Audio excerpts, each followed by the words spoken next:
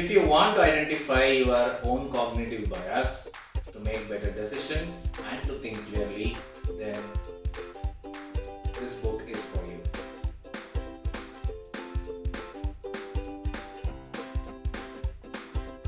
In this video, we will be looking at the summary of the book, The Art of Thinking Clearly by Rolf Dobelli. In the fall of 2004, author met Nassim Nicholas Taleb and got inspired by Taleb's book and the bestseller The Black Swan. After that, Rolf started to understand concepts related to biases and heuristics. From a novelist, he transformed himself into a cognitive and as well as a social psychologist student by the end of 2009. Failure to think clearly is called as cognitive error. That could be because there are so many biases as human beings.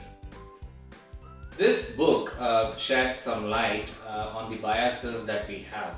The first step towards eliminating these biases and thinking clearly is understanding that we have them.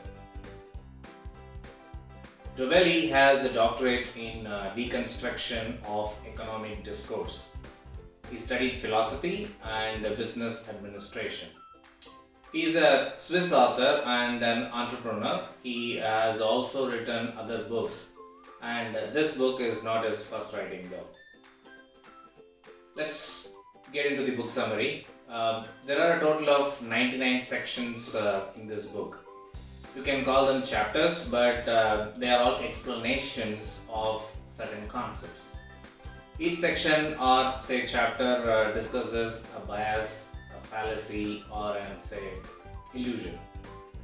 To think clearly, we need to identify our own bias and other factors that stops us from doing so.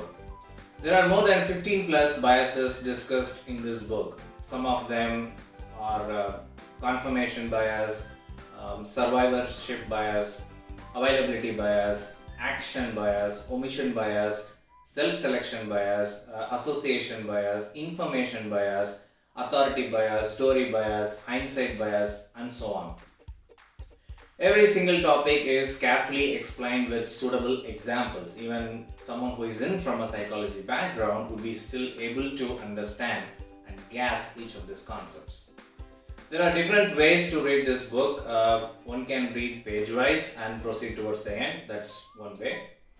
Or what you can also do is, at the end of each of the explanation, the author has given reference to other related concepts. And their page numbers as well towards the end of each section. That way, readers can relate to the topics and understand them by reading them first in that order rather than going by only the page numbers.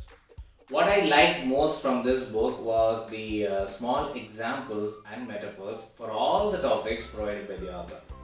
There is also a tiny epilogue to summarize everything with some good metaphors in the end. If you want to identify your own cognitive bias to make better decisions and to think clearly, then this book is for you. See you in the next book summary.